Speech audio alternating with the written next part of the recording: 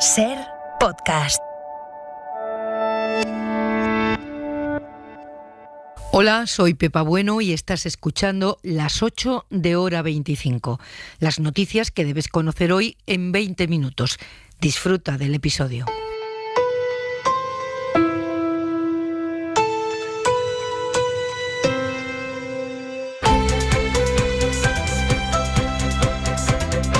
En la cadena SER, Hora 25.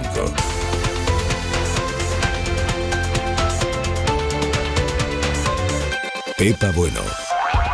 Comenzamos con una noticia de última hora. Edmundo Val, actual portavoz en el Congreso de Ciudadanos, será el candidato a la presidencia de la Comunidad de Madrid en las elecciones del 4 de mayo. Se cargan, por tanto, a Ignacio Aguado en un movimiento a la desesperada de un partido que se desangra cada día. Última hora, Javier Bañuelos, buenas tardes. Sí, buenas tardes. Ignacio Aguado se apea, se retira y renuncia a ser el candidato de Ciudadanos a las próximas elecciones. La mejor persona para hacerlo, dice, es su amigo personal, Edmundo Val. Ha sido el propio Aguado, dice, quien le ha pedido que dé este paso. Así lo acaba de anunciar el propio Ignacio Aguado, acompañado precisamente por Edmundo Val, que finalmente sí se presentará a esas primarias naranjas. Ignacio Aguado se pone en manos de su partido, muy emocionado, casi a punto de romper a llorar. Ha dicho que se cierra una etapa muy importante para él a nivel personal, pero seguirá estando dentro del Partido Naranja.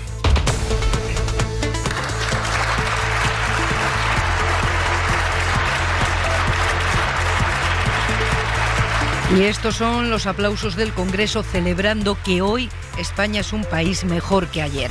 Ya nadie va a estar obligado a padecer un doloroso e irreversible sufrimiento físico y psíquico que le impida vivir algo digno de ser llamado vida. España ha legalizado definitivamente la eutanasia.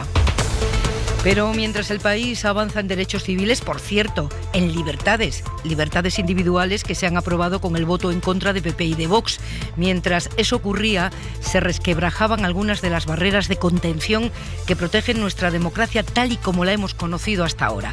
El PP se plantea incorporar a su gobierno en Murcia a alguno de los diputados de extrema derecha que les han ayudado a tumbar la moción de censura.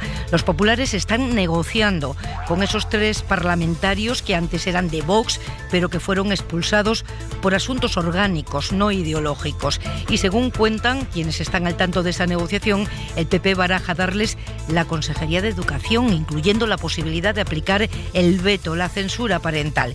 Si finalmente se consuma todo esto, sería la primera vez que el PP incorpora a la ultraderecha a alguno de sus gobiernos autonómicos. Hoy aquí, en Murcia, empieza la reconstrucción del centro derecha.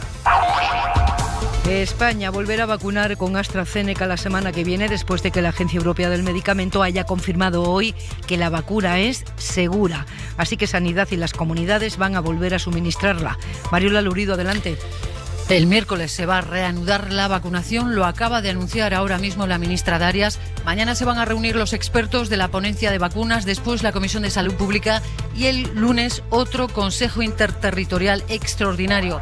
Según ha podido saber la cadena SER, la ministra Darias quiere recabar la opinión de sociedades científicas para saber por qué grupos de edad reinician, las patologías que deben quedar fuera. Sanidad ha explicado que la mayoría de los casos graves, que son pocos, de trombosis, se dan en mujeres jóvenes de menos de 55 años. Dentro de la reunión se ha dicho que no se puede asegurar que haya una relación causal, pero tampoco se puede descartar, a pesar de que la Agencia Europea del Medicamento haya dicho que es segura y eficaz. Y ojo a esto, porque por segundo día repunta la incidencia en España.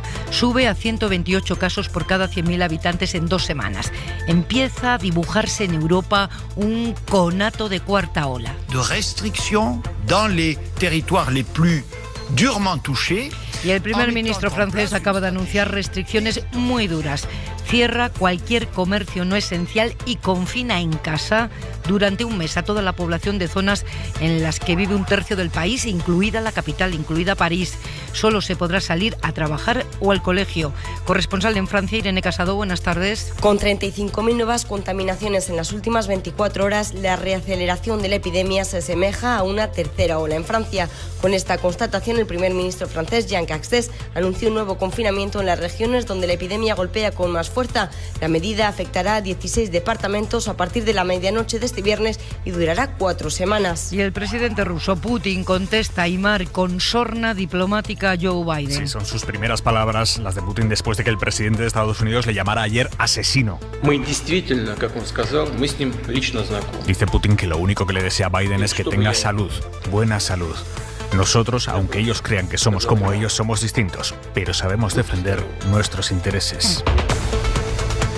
Hay media deportes en hora 25. Jesús Gallego, buenas tardes. Buenas tardes. Fútbol, octavos de final de la Europa League, partido de vuelta. En juego la segunda mitad, Molde 1, Granada 0. Los granadinos ganaron 2-0 en la ida, resultado ajustado, pero ahora mismo el Granada estaría en cuartos de final. Luego a las 9 se juega el Villarreal Dinamo de Kiev, también 2-0 de ventaja en la ida para los amarillos. Y en baloncesto, importante victoria de Baskonia. Acaba de terminar en San Petersburgo, Zenit 75, Baskonia 79. Con este marcador, los vitorianos todavía tienen opciones de meterse entre los 8 mejores de Europa. Previsión del tiempo, Jordi Carbó. Buenas tardes. La próxima noche nevará en el Cantábrico más oriental, Alto Ebro, norte de Navarra y en los Pirineos. No será una nevada en general muy persistente, caerá a partir de unos 400 metros. Y mañana en la Ibérica y cerca del Mediterráneo, chubascos, ratos intensos, cota de nieve también en algunos momentos alrededor de los 400 metros. Pero nunca serán nevadas muy persistentes. En el resto del país, ratos de sol, momentos de nubes y temperaturas claramente más bajas que hoy. Otra tarde-noche cargada de información. Así comienza Hora 25. En la cadena SER, Hora 25. Estamos viviendo en directo cómo Ciudadanos dispara su última bala política, aparta a un Ignacio Aguado ya completamente amortizado y apuesta por las autonómicas de Madrid por Edmundo Val, el abogado del Estado que fichó Albert Rivera y que ahora, en este momento, es uno de los mayores activos políticos del partido, si no el mayor activo político. Vamos con las claves de esta decisión de un partido en horas críticas. Óscar García, buenas tardes. Hola, Aimar, ¿qué tal? Buenas tardes. Y todo un volantazo, el que da arrimadas para tratar de que el descalabro en Madrid no sea tan pronunciado como pronostican las encuestas. Volantazo porque hasta hace unas horas... No me voy a presentar a las primarias como candidato a la Comunidad de Madrid. Pero es que los periodistas se lo hemos preguntado estos días por activa y por pasiva. Y que me hayan ofrecido a mí presentarme o me hayan animado o me hayan empujado, etcétera, también le digo que no. Y que mi decisión personal es que no. Edmundo Val, abogado del Estado, fichaje estrella de Albert Rivera para las elecciones de abril de 2019, es portavoz adjunto de Ciudadanos en el Congreso y el lunes fue elegido nuevo portavoz nacional de Ciudadanos. Sin duda alguna es el nuevo hombre de confianza de Inés Arrimadas. Es la cara visible que Ciudadanos ha puesto en medio de la peor tormenta política que ha vivido en su corta historia desde la presentación de la moción de censura en Murcia y los tremendos efectos que ha causado, entre otros, que hoy Edmundo Val esté anunciando, lo acaba de hacer, que quiere ser el candidato a la Comunidad de Madrid. Ahora mismo se funde entre sus compañeros en un abrazo en la sede central de Ciudadanos. Acaba de terminar su comparecencia, Aimar. Quien no comparece es Albert Rivera, a punto de que se cumpla una semana del fiasco murciano que ha catalizado este derrumbe interno de Ciudadanos, y cuando buena parte de los que se están yendo del partido lo mencionan a él, a Albert Rivera, casi como un referente teológico, Rivera, una semana después, sigue en silencio. Este harakiri interno de Ciudadanos empezó en Murcia la semana pasada. De Murcia llega la otra gran noticia política de esta tarde, que el PP se abre a meter a la extrema derecha en su gobierno regional. Están negociando darle la Consejería de Educación a una de los 3 diputados que se presentaron a las elecciones por Vox, que después fueron expulsados del partido por cuestiones orgánicas, no ideológicas, o sea que siguen pensando lo mismo que cuando eran candidatos de la extrema derecha. Y a una de esas 3 el PP está planteándose hacer la consejera de Educación como supuesto pago político por haber contribuido a tumbar la moción de censura de Murcia hoy. Ya no sería apoyarse en ellos, como vienen haciendo, apoyarse en la extrema derecha, ahora sería gobernar con ellos. Radio Murcia, Paqui Pérez, buenas tardes. Muy buenas tardes. La Consejería de Educación y Cultura, responsable de la puesta en marcha del PIN parental, está encima de la mesa en el documento de propuestas que PP y los 3 diputados expulsados de Vox negocian tras ayudar estos últimos a que hoy haya fracasado la moción de censura presentada por PSOE y Ciudadanos. Liarte, uno de esos 3 parlamentarios, también ha mostrado hoy un gran interés por la cartera de Industria, que recientemente ha sido entregada a la diputada transfuga de Ciudadanos, Valle Miguelez. Y es que las prioridades para los diputados libres de Vox pasan por el PIN parental, pero también por la simplificación de la administración pública o la generalización de la declaración responsable para agilizar procedimientos administrativos. Y sobre todo lo que nos interesa es poder estar cerca y ver y controlar de alguna manera y trabajar y favorecer que las políticas que nosotros estamos pactando efectivamente se lleven a cabo. Eso es lo que realmente nos importa, más que decir esta consejería o la otra.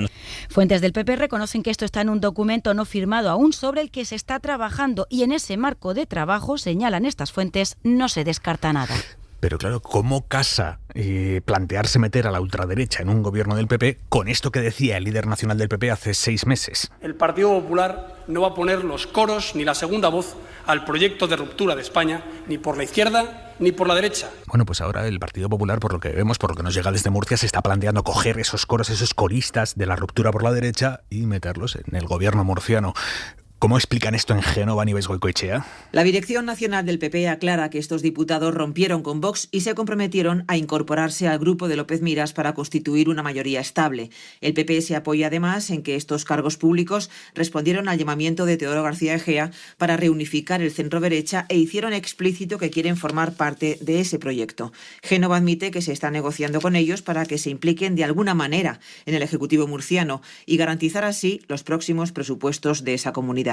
Estos diputados, aseguran fuentes del PP, han roto con Vox y aceptan reunificar el espacio del centro-derecha. Génova no cree que Pablo Casado entre en contradicción ahora frente a su intervención en la moción de censura de Abascal contra Pedro Sánchez. Por mucho que Génova intente relativizarlo, tendría una trascendencia política enorme ese paso que el PP está negociando, se está planteando dar, de incorporar por primera vez a la extrema derecha a uno de sus gobiernos, poniendo a la extrema derecha al frente de materias tan sensibles como la educación. ¿Qué puerta abriría con esto el PP de Pablo Casado? Alejandro Becerra. Los expertos señalan que el PP se aleja de la estrategia de moderación que promueve Casado. Para la politóloga Cristina Monge, este movimiento es una sacudida dentro del espacio conservador. Lo que hace sobre todo es normalizarlos, por lo tanto invalida aquel discurso de rechazo que hizo Pablo Casado cuando rechazó esa moción de censura que presentó Abascal. En el fondo todo esto se trata de reconfigurar el lado conservador de la política española. Sebastián Lavezzolo, politólogo en la Universidad Carlos III, entiende que la entrada de los ultras en el gobierno de Murcia y su posible réplica en otros gobiernos regionales contribuye al frentismo en la política española. Estaríamos en presencia de una consolidación de las dinámicas de polarización.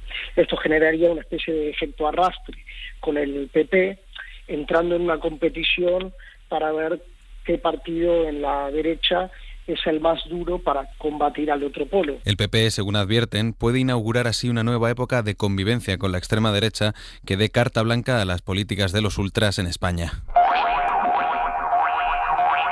En 1998 se votó por primera vez en España la legalización o no de la eutanasia. Lo propuso Izquierda Unida, solo consiguió 25 síes de todo el Congreso. El resto de la Cámara, hasta 350, una mayoría apabullante, votó en contra. El PP porque la rechazaba de plano, como sigue haciendo ahora, y el PSOE en aquel entonces porque consideraba que era una medida demasiado prematura. Hoy, 23 años después. Señorías, con la aprobación de esta ley desaparece del Código Penal la sanción de la ayuda para morir según las condiciones de esta ley. El Congreso ha aprobado así hoy la ley de eutanasia, cuya principal valedora ha sido la diputada socialista y exministra María Luisa Carcedo, a la que estábamos escuchando y que va a estar esta noche en Hora 25 a las 10 con Pepa. Sonia Ballesteros, buenas tardes. Hola, buenas tardes, Aymar. Sonia, lo primero, ¿cómo va a ser el proceso de la eutanasia? ¿Quién va a poder acogerse a él? ¿Siguiendo qué requisitos a partir del momento en que entre en vigor esta ley? Porque entra en vigor dentro de 3 meses. Sí, lo primero de todo es saber quién podrá solicitar este derecho. Según la ley, solo quien sufra una enfermedad grave y crónica o incurable que cause un sufrimiento intolerable. Además, tiene que ser mayor de edad, español o residente, debe hacer o haber hecho la petición por escrito y siendo consciente. El proceso empezará cuando el enfermo le presente la solicitud a su médico. A los 15 días debe repetir la misma petición y si decide seguir adelante, un segundo facultativo, es decir, no su médico habitual, tiene que confirmar que se cumplen todos los requisitos. Después, la solicitud tiene que pasar todavía otro filtro, la comisión de garantía, que tendrá que verificar si el proceso se ajusta a la ley. Si la petición es rechazada, se puede recurrir y si es aceptada, el enfermo puede decidir si toma la medicación en su domicilio o en un hospital y en cualquier caso, la muerte digna estará siempre incluida en la cartera de servicios de la sanidad pública. Los colectivos autodenominados Provida han intentado tener hoy su foto en un día histórico, se han concentrado con guadañas a las puertas del Congreso. Pero lo que quedará para las hemerotecas, las fonotecas, es la emoción de las familias que han peleado durante años por esa ley, Sonia. Esas familias que hoy se han sumado a los aplausos de los diputados tras conocer que por fin se ha aprobado la ley de muerte digna por la que llevan luchando desde hace años. Asun Gómez empezó la batalla en 2017 junto a su marido, que murió meses después. Por eso, para ella, hoy es el día de celebrar que entre todos hemos conseguido un derecho del que se van a beneficiar todos los que lo necesiten. Y quienes no lo quieran no tendrán que hacer uso de ello. Porque la eutanasia es un derecho, no es una obligación. Un derecho que ha llegado tarde para muchos. Hoy lo recordaba Daniel, el hijo de Maribel, que murió de Alzheimer avanzado, a pesar de que su voluntad era dejar de vivir cuando olvidara los nombres de sus hijos. Por eso, no hace mucho, Daniel se preguntaba: ¿cómo puede haber una ley en el siglo XXI? ¿Cómo puede existir una ley en el siglo XXI que obligue a la gente a vivir con dolor y sufrimiento? El sufrimiento fue la razón que llevó a José a plantear a su familia y acordar con ellos que él iba a elegir el momento de su muerte. Porque no puedo más, porque no me deja otra salida la enfermedad. Yo lo he hablado con mi mujer y con mis hijos y estamos todos de acuerdo en que es lo mejor. Este duelo que están haciendo ahora conmigo es un duelo eterno. Asun no pudo ayudar a su compañero a tener la muerte digna que él habría deseado, pero ha ayudado a que otros lo consigan, porque tiene muy claro lo que significa la ley que hoy hemos aprobado. Nadie se quiere morir. El que pide irse es porque no está viviendo. La ministra de Sanidad, Carolina Darias, acaba de confirmar que será el miércoles que viene cuando se retome la vacunación de AstraZeneca en España, ahora que la Agencia Europea del Medicamento ha avalado esta tarde el uso de esas dosis. Mariola Lurido, buenas tardes. ¿Qué tal, Aymar? Va a ser un intenso puente de San José en Sanidad para preparar la reanudación de la vacuna. El miércoles, como dices, mañana se reúnen los expertos de la ponencia de vacunas, después reunión de la Comisión de Salud Pública, el lunes nuevo Consejo Interterritorial para cerrar todos los detalles del reinicio de la campaña de AstraZeneca. A partir del miércoles, repetimos, la ministra quiere escuchar a los científicos, sus recomendaciones sobre los grupos para empezar de nuevo, saber si hay patologías que deben quedar fuera, porque el mayor número de casos graves de trombosis son en mujeres jóvenes de menos de 55 años y eso exige una mayor farmacovigilancia y Sanidad quiere seguir investigando, aunque son muy pocos casos, unos 25 de unos 20 millones de vacunas administradas. Sanidad señala que no se puede asegurar que haya una relación causal, pero tampoco se puede descartar. Va a haber advertencias en la ficha técnica de la vacuna de AstraZeneca sobre estos efectos adversos que todavía desconocen si son nuevos. Esto parece que les preocupa. E instrucciones habrá también a los profesionales sobre cómo deben proceder si aparecen síntomas graves que se pueden producir hasta 14 días después de ser vacunado. Griselda, exactamente qué es lo que ha dicho la Agencia Europea del Medicamento esta tarde cuando ha avalado que se use la vacuna, porque insisten que es segura, pero también reconoce que ahora mismo todavía no se puede desvincular completamente de los trombos. Sí, hay 18 casos de embolias cerebrales y otros 7 por coagulación intravascular, considerados raros, les llaman así, y los vinculan a la vacunación, aunque dicen que no pueden demostrar que hayan sido provocados por la vacuna de manera directa. Son casos vinculados a mujeres, mayoritariamente a mujeres jóvenes, como estabais diciendo, aunque les faltan datos para llegar a ninguna conclusión, y como el número total de trombos inventariados en la zona europea es de casi 200, la agencia insiste que el riesgo de los 26 casos raros es muy inferior al beneficio que ha provocado la vacuna. Por esto, la directora ejecutiva mantiene que AstraZeneca es segura y es efectiva y añade que ella, Emmer Cook, se vacunaría sin duda. La otra noticia relevante relacionada con el virus hoy está en Andalucía. Se han detectado allí varios casos, todavía no nos concretan cuántos, hemos preguntado en la Junta y no nos dicen, pero varios casos de una nueva cepa del virus con mayor capacidad de transmisión. Es una mutación que hasta ahora solo se había encontrado en Uganda y algún caso muy aislado en Reino Unido. Pero la Junta ha reconocido esta tarde que la cepa esa ya está en Andalucía. José Manuel Reboló. Se denomina 231 y parece tener mayor capacidad de transmisión. Son los datos con los que cuenta en estos momentos la Consejería de Salud, que asegura que el caso está en fase de estudio y aún no se ha podido determinar el perfil del contagiado y si tuviera contactos estrechos. Lo que sí, el consejero de Salud, Jesús Aguirre, prepara ya los hospitales para atajar con prontitud esta cepa. Aumenta la transmisión, tiene mayor capacidad de transmisión, no tenemos claro que tenga mayor capacidad de virulencia, pero ya nos va llamando a poner en manos hospitales perfectamente coordinados y además a nivel desde el punto de vista tecnológico para secuenciar. Hasta ahora se conocía solo en Uganda y en Reino Unido. Y un dato sobre la reinfección de personas que ya han pasado el COVID, menos del 1% de quienes han pasado el virus vuelven a contagiarse, mucho menos del 1%. De hecho, es solo el 0,6%. Lo confirma el mayor estudio que se ha hecho hasta el momento con PCRs en el mundo. Lo han hecho los daneses y confirman que solo el 0,6% de quienes ya se han infectado vuelven a infectarse. Hora 25. Cadena SER. Suscríbete a Hora 25. Todos los episodios y contenidos adicionales en la app de Cadena SER y en nuestros canales de Apple Podcast, Spotify, iVoox, Google Podcast y YouTube. Escúchanos en directo en la SER de lunes a viernes a las 8 de la tarde. Cadena SER. La radio.